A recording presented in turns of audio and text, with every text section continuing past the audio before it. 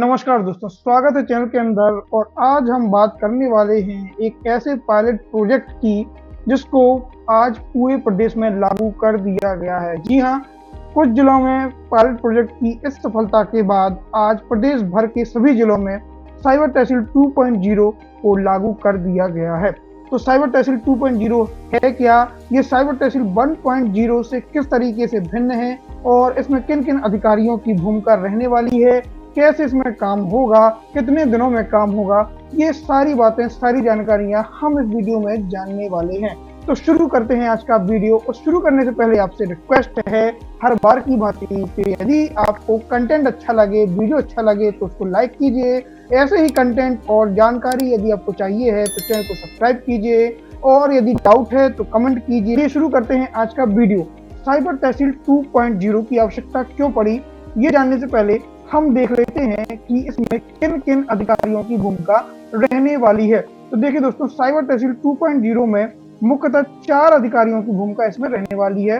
पहला है हमारा जिला अधिकारी, जो कि है कलेक्टर महोदय। फिर है हमारे क्षेत्रीय तहसीलदार, मतलब कि जो प्रकरण जिस क्षेत्र का होगा उसमें एक संबंधित तहसीलदार होगा और वह तहसीलदार आरटीएमएस पोर्टल पर काम करने वाला है, तो ये क्षेत्रीय तहसीलदार रहेगा। उस क्षेत्रीय तहसीलदार का एक बाबू रहेगा, वो भी आरटीएमएस पोर्टल पर कुछ कार्रवाइयां करेगा, तो उसकी भूमिका इसमें रहेगी। और अपने पटवारी महोदय, इनके बिना नामांतरण कहाँ संभव है भैया, तो सारा में पटवारी महोदय का भी काम यहाँ पर रहने वाला है। और पटवारी महोदय सारा ऐप के माध्यम से प्रतिवेदन जहाँ तक भेजने वाले हैं। तो यहाँ जिला कलेक्टर की भूमिका और उत्तरदायित्व क्या है। जिला कलेक्टर को साइबर तहसील 2.0 में अधिकारी के तौर पर क्यों रखा गया है, आइए इसको समझ लेते हैं। पहला है कि साइबर तहसील 2.0 की जो नीतियां हैं और जो दिशा निर्देश हैं उनका पालन सुनिश्चित कराना अब जिला कलेक्टर की जिम्मेदारी रहने वाली है। दूसरा है क्षेत्रीय तहसील स्तर पर ऑनलाइन सिस्टम की सतत निगरानी करना और उनका समन्वय करना। मतलब ऐसा ना हो कि उस क्षेत्र में साइबर तहसील के प्रकरणों का निराकरण ही ना किया जा रहा हो, तो साइबर तहसील अच्छे से काम कर सके, ऑनलाइन सिस्टम अच्छे से काम कर सके, ऑनलाइन सिस्टम में कोई खामियां तो नहीं आ रही हैं, ऑनलाइन सिस्टम की निगरानी पूर्णतः तरीके से करने का काम हमारे जिला कलेक्टर महोदय का ही रहने वाला है। साथ ही ये जो साइबर तहसील 2.0 है उसके लिए ट्रेनिंग देना तहसीलदार, नायब तहसीलदार को, अन्य कर्मचारियों को कि किस प्रकार से इनमें प्रक्रिया करना है, ये सभी काम की जो जिम्मेदारी है वो किस तरीके से कलेक्टर महोदय को करवाना है, ये सारा काम रखा गया है कलेक्टर महोदय की निगरानी में। तो साइबर तहसील 2.0 जो कि मध्य प्रदेश शासन की जन कल्याणकारी योजनाओं में से शामिल है, उसको हमारे माननीय मुख्यमंत्री मोहन यादव जी चाहते हैं कि ये केवल एक योजना बनकर ना रहे, इसका सतत और सुचारू रूप से पालन किया जाए। इसमें किसान और जमीन के खरीदार का नामांतरण बिना भटके हो सके, ये उनका मंशा है। तो अपनी प्रदेश की जनता को, क्षेत्र की जनता को भटकना ना पड़े और उन्हें राहत दी जाए इन बेसिक कामों को लेकर, उसके लिए ये साइबर तहसील 2.0 आई है। अब हम जानते हैं कि साइबर तहसील 2.0 1.0 से किस तरीके से भिन्न है। तो देखिए, इसमें साइबर तहसील 2.0 में खसरे के आंशिक विक्रय के नामांतरण को भी सम्मिलित किया जा रहा है। जी हाँ दोस्तों, जैसे मान लीजिए यदि कोई खसरा है, उसका रकबा है मान लीजिए 2 एकड़ और खसरा है 10 नंबर। अब ये 10 नंबर का जो 2 एकड़ का रकबा है वह यदि पूरा का पूरा बेच दिया गया है, उस पूरे रकबे की रजिस्ट्री कर दी गई है, तब तो साइबर तहसील 1.0 में उसका ऑनलाइन नामांकन हो जाता था। लेकिन आप तो जानते ही हैं कि जो प्लाटिंग होती है और अधिकांश जो रजिस्ट्रियां होती हैं उनमें पूरा का पूरा रकबा नहीं खरीदा जाता है, उनमें आंशिक रकबे का विक्रय किया जाता है। तो जो अधिकतर रजिस्ट्रियां होती हैं वो आंशिक विक्रय वाली रजिस्ट्रियां होती हैं। तो अभी तक ऐसे आंशिक विक्रय वाली नामांतरणों को, जैसे कि पुराने ढर्रे में पहले नामांतरण होता था, उसी सिस्टम से नामांतरण किए जा रहे थे। तो सरकार ने बहुत बड़ा कदम यहाँ पर उठा लिया है और अब यहाँ पे खसरे के आंशिक विक्रय के नामांतरण को भी सम्मिलित इस साइबर 2.0 में कर लिया गया है। अब इससे देखिए कम से कम 8 लाख नामांतरण साल भर में होने की संभावना है। साइबर तहसील 2.0 में स्वतः ही सूचना पत्र, विज्ञापन, पटवारी मेमो और प्रथम उपस्थिति दिनांक आदि सभी स्वतः ही ऑनलाइन जारी हो जाएंगे। फिर आवेदक को घर बैठे ही मोबाइल पर एसएमएस के माध्यम से सूचना पत्र प्रेषित किए जाएंगे कि भैया आपने जो रजिस्ट्री करवाई थी उसका नामांकन का प्रोसेस चालू कर दिया गया है और उसकी सूचना आपको सूचना पत्र के माध्यम से एसएमएस के द्वारा भेजी जा रही है। अब यदि मान लीजिए किसी रजिस्ट्री में किसी को कोई आपत्ति है तो उस आपत्ति की जो लिंक है वो सूचना पत्र के साथ साथ एसएमएस के माध्यम से ऑनलाइन ही पक्षकार और ग्रामवासियों को प्रेषित किए जा सकेंगे और ऑनलाइन ही दावा आपत्ति भी दर्ज की जाएगी। इसमें पटवारी सारा वेब पोर्टल पर जाकर पटवारी प्रतिवेदन के साथ अब खसरा नक्शा ड्राफ्ट भी ऑनलाइन ही तैयार कर भेजेंगे। तो इसमें देखिए, तो अब इसमें पटवारी को केवल प्रतिवेदन ही नहीं भेजना है वरन खसरा नक्शा का ड्राफ्ट भी तैयार करना है। अब बात कर लेते हैं कि यह जो प्रोसेस है इसमें कितना समय लगने वाला है। तो साइबर तहसील 2.0 से किए गए सभी नामांकन 10 दिन के अंदर होने वाले हैं। जी हाँ, पहले केवल पटवारी को 10 दिन के भीतर रिपोर्ट देनी होती थी, लेकिन अब एक तरफ यहाँ पे देखिए इनका काम भी बढ़ गया है और इनके रिपोर्ट देने की जो समय सीमा है उसको भी और सीमित कर दिया गया है।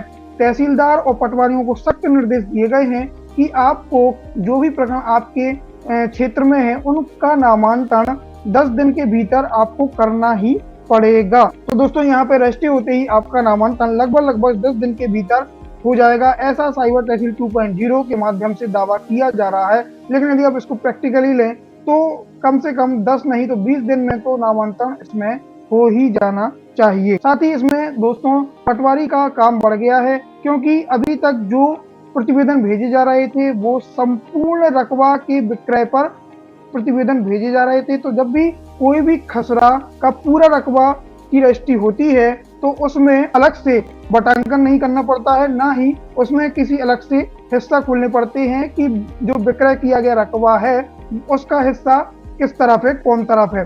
ठीक, तो कुल मिला के उसमें तरमीम भी नहीं करनी पड़ती थी। लेकिन अब 2.0 में आंशिक रकबे के नामांकन को भी सम्मिलित किया गया है, इसलिए इसमें पटवारी को नक्शा तरमीम भेजना पड़ेगा, साथ ही खसरा को बटांकन भी करना पड़ेगा। देखिए कैसे, जैसे मान लीजिए कोई खसरा नंबर है 2 और उसका रकबा है 2 एकड़। ठीक, तो अब 1 एकड़ ये है और 1 एकड़ ये है। अब इस तरफ वाला 1 एकड़ बेच दिया गया है। अब इसकी रजिस्ट्री पटवारी साहब के पास आई तो इनको पहले तो ये देखना होगा कि जो रजिस्ट्री हुई है वो बिल्कुल सही तरीके से हुई है या नहीं हुई है।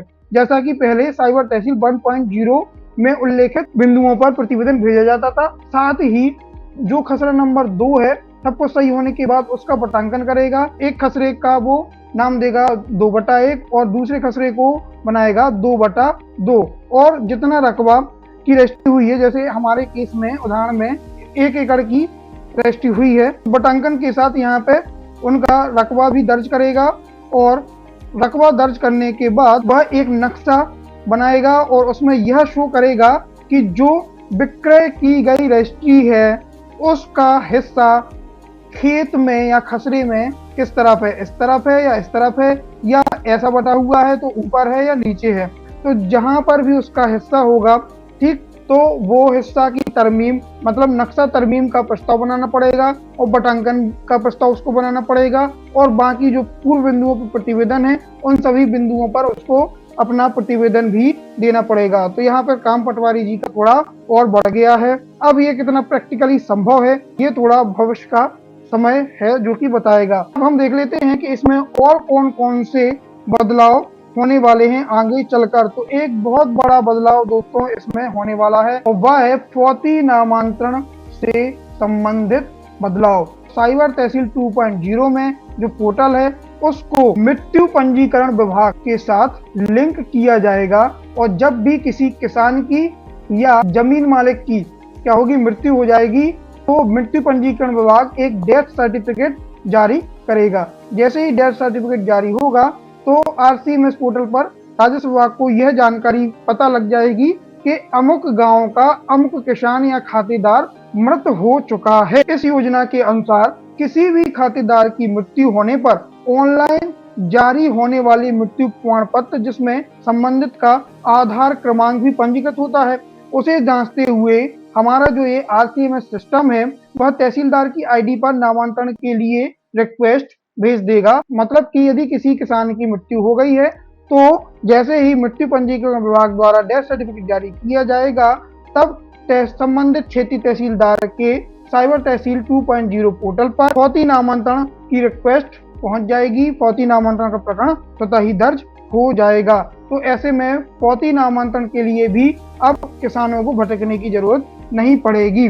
और जैसे ही फौती नामांतरण का प्रकरण दर्ज होगा, पटवारी उक्त आवेदन के निराकरण के लिए अपनी रिपोर्ट भेजेगा। उसमें बताएगा कि जो किसान है वह फौत हो चुका है, उसके जो वैध वारसान है वो ये हैं। जैसे ही पटवारी का प्रतिवेदन साइबर तहसीलदार के पास पहुंचेगा तो वो साइबर तहसीलदार महोदय आदेश जारी कर देंगे और आदेश जारी होने के बाद सभी वारसों के नाम खाते में दर्ज हो जाएंगे। ऐसे ही रजिस्ट्री नामांतरण के केस में है कि जैसे ही पटवारी प्रतिवेदन नक्शा तरमीम और बटांकन के समेत साइबर तहसीलदार को पहुंचाया जाएगा तो साइबर तहसीलदार आदेश कर देंगे और फिर यहाँ पर पटवारी जी को उस आदेश का अमल भी करना पड़ेगा। अभी तक जो अमल है वो स्वतः हो जाता था, लेकिन अब पटवारी जी को उस आदेश का अमल भी अलग से करना पड़ेगा और जो उन्होंने नक्शा और बटांकन का प्रस्ताव तैयार किया है वो अपने मूल रिकॉर्ड में, मूल दस्तावेजों में दर्ज करना पड़ेगा, उनको अमल करना पड़ेगा।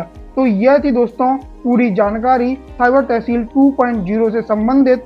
अब आगे जो वीडियो रहेंगे वो साइबर तहसीलदार 2.0 के कि बाबू का क्या काम है, किस प्रकार से वह काम करेगा, पटवारी किस प्रकार से इसमें प्रतिवेदन देंगे और कैसे बटांकन प्रस्ताव तैयार करेंगे, कैसे तरमीम प्रस्ताव तैयार करेंगे, ये सारा जो है ट्रेनिंग का वीडियो अब आगे आपको मिलने वाला है। तो जब तक आप अंदर घुसेंगे नहीं सिस्टम के अंदर तब तक आप उसको भेद नहीं पाएंगे। इसलिए अपनी जानकारी को बढ़ाते रहिए, भ्रष्टाचार से लड़ते रहिए और जीवन में आगे बढ़ते रहिए। तो दोस्तों यह था आज का वीडियो अच्छा लगे तो लाइक शेयर सब्सक्राइब सब कर दो। मिलते हैं किसी और वीडियो में, तब तक के लिए धन्यवाद। जय श्री राम।